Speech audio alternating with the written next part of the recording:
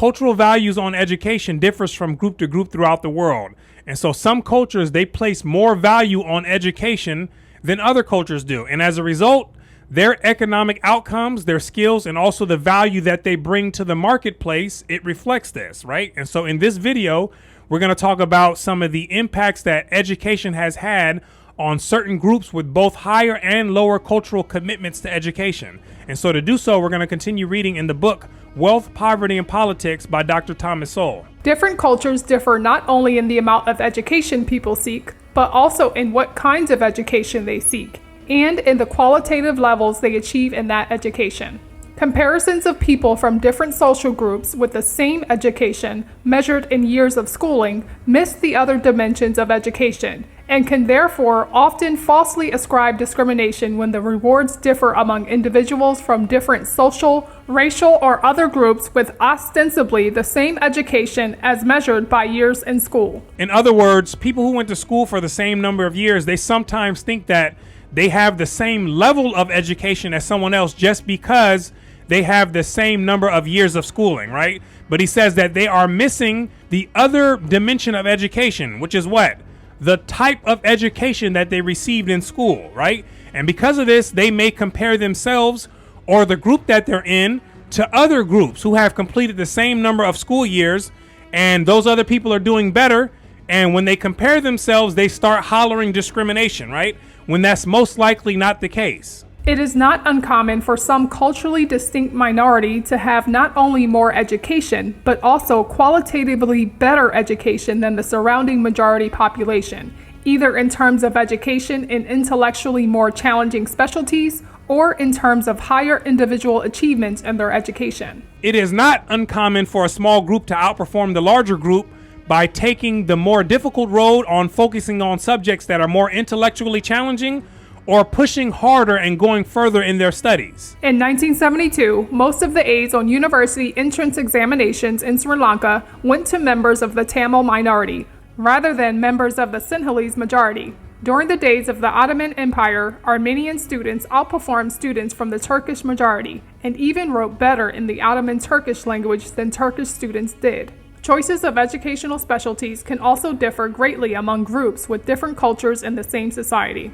In Malaysia, during the 1960s, when university admissions were still based on academic qualifications, there were more university students from the Chinese minority than from the Malay majority. The Chinese who came to that country, they arrived with a culture that valued education more than the Malay majority. And as a result, they outperformed them, right? And they filled more of the seats in the higher learning institutions, as expected. The disparity was especially great in mathematical, scientific, and technological specialties. These are the tough subjects that most people want to shy away from, but not the Chinese in this instance. And so let's see how great this disparity was. During the 1960s, Chinese students received 1,488 Bachelor of Science degrees in Malaysia, while Malay students received just 69. 1,488 for the Chinese and only 69 for the Malay, which was the majority of the population. In engineering, Chinese students received 408 bachelor's degrees during the decade of the 1960s, while Malay students received just 4. This is what happens when certain groups place more value in certain areas. And I'm sure that the Malays placed a higher value in certain other areas in life, where on the other hand, they outperformed the Chinese. But the hard sciences just happen not to be one of them. In Germany, in the late 19th and early 20th centuries, Jewish students were similarly statistically overrepresented in German universities, as they were in other times and places, whether in Eastern Europe, Argentina, or Australia. Now, the Jews, they're a great example when it comes to a group who places a high value on education. And so their culture is centered around education, and they have the results to show it, right? And they've shown it for some time. Today, in New York City's 3 elite and highly selective academic public high schools, Stuyvesant, Bronx Science, and Brooklyn Tech, Asian students outnumber white students by more than 2 to 1. This is something that you'll see a lot of people try to avoid when they want to keep this narrative alive about this white and black disparity, right? They'll skip over the fact that this lumped together group called the Asians outperforms the whites when it comes to education, right? And so there's a gap between these two where the Asians, they're ahead in this particular gap, right? And so in the elite public high schools in New York City, the Asians outnumber the whites 2 to 1, right? But check this out. This is in a city where Asians are only 14% of the city's public school population. They make up a much smaller percentage of the people compared to those who call themselves white. Now, should those who call themselves white get up and start protesting and start hollering about discrimination because they are underrepresented in these schools? Or does this simply mean that the group who's lumped in together as Asian is just better in this particular area, right? And that they have a culture that's more optimized for this result?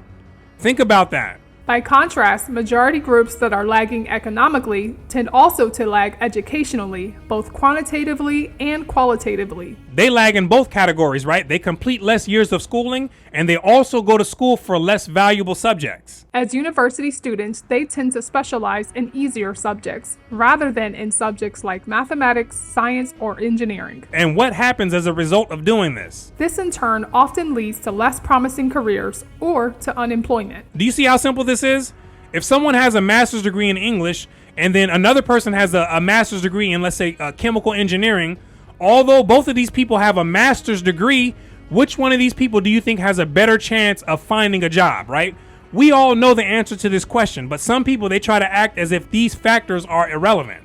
What one study referred to as the well-educated but underemployed Czech young men in the 19th century had many counterparts in other countries in the 20th century, when the educated unemployed became a common expression, whether in Europe, Asia, or elsewhere.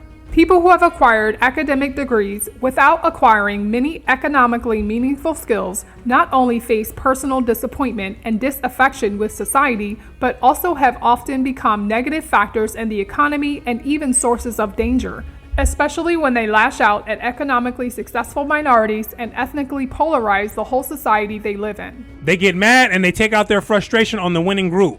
But it's not the fault of the successful minorities that they're the ones who put the effort in and they took the hard road and the other group did not, right? That's not their fault, right?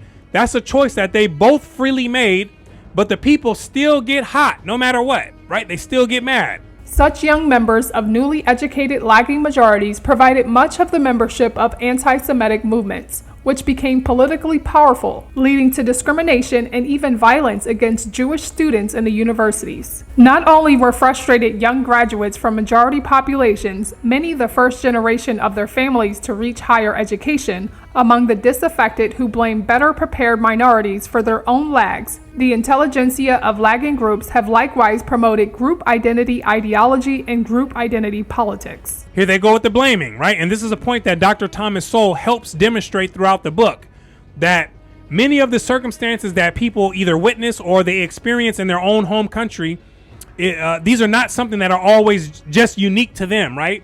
But it's something that has happened at another point in time in history to or by another group of people, right? And that these are just human affairs. This pattern extended far beyond Eastern Europe. In many other places and times, soft subject students and intellectuals have inflamed hostility, and sometimes violence, against many other successful groups, whether in India, Hungary, Nigeria, Kazakhstan, Romania, Sri Lanka, Canada, or Czechoslovakia. In contemporary America, many colleges and universities have whole departments devoted to promoting a sense of racial and ethnic grievances against others, while celebrating the isolation of group identities, epitomized by ethnically separate residences on campus and sometimes even ethnically separate graduation ceremonies. And so, for example, this right here. Segregation, black-only housing at a California university. At Cal State LA, they have dorms for black students who want to be separated from the rest of the campus. Now, tonight we've learned there are similar housing programs at UC Davis. New tonight, CBS 13 Sharon Raje, I should say, joins us live now from UC Davis with more on a campus controversy. Sharon?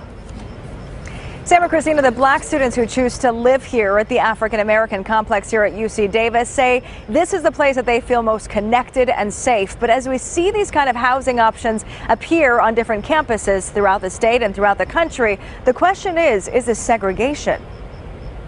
We should support different communities wanting to live together, but there shouldn't be specific white or specific black or specific Asian dormitories. News of a new housing option at Cal State Los Angeles spreading quickly and generating criticism. What's next?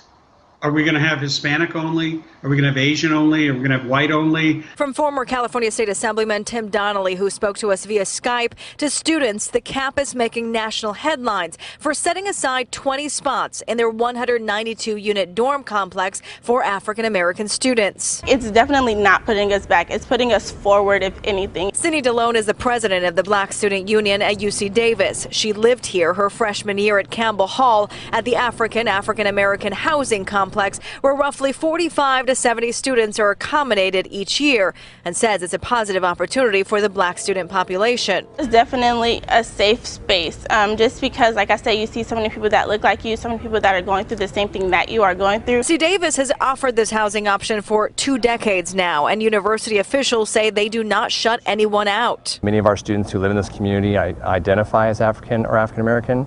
But we also have a number of students who do not, and they want to be there to learn from other students. If they're all for it, I think that everyone else should be too. But still, for some, the idea of housing for one minority group simply sets us back decades and runs counter to the aims of the civil rights movement. And using taxpayer dollars to segregate society, I think, is probably offensive to everyone. As in other places and times, whether in Europe, Asia, or elsewhere, the intelligentsia of lagging groups have celebrated and or fabricated past glories of these groups in the interest of trying to retain individuals who might otherwise be tempted to rise into the larger society. When the author of the celebrated American book and television miniseries Roots was challenged on its accuracy by historians, his response was, "I was just trying to give my people a myth to live by." This approach was by no means unique to blacks or to the United States. Again, this is just part of the human affair.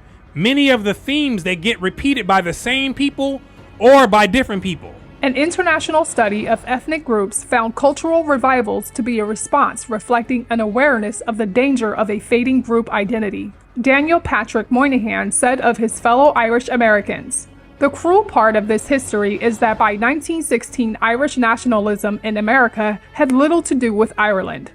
It was a hodgepodge of fine feeling and bad history with which the immigrants filled a cultural void." Uh-oh, the Irish were forging parts of their history as well, right? To help them fill a cultural void. Preoccupation with past glories, even when they are genuine, can be an impediment to receptivity to current advances available from other cultures, as happened in the case of China and the Middle East. And that's why we learn from the past, but we never stay stuck in it. Because if you keep your attention behind you in the past, then you'll never have the time to focus on what's in front of you and in the future. And so what's in front of us and in the future is education, community, culture, and character, right? To help people rise out of the pit and enter into the free world where life is much better and it makes more sense. And so I want to thank you for watching all the way into the end. My name is Brooklyn St. Michael, and I'll see you in the free world.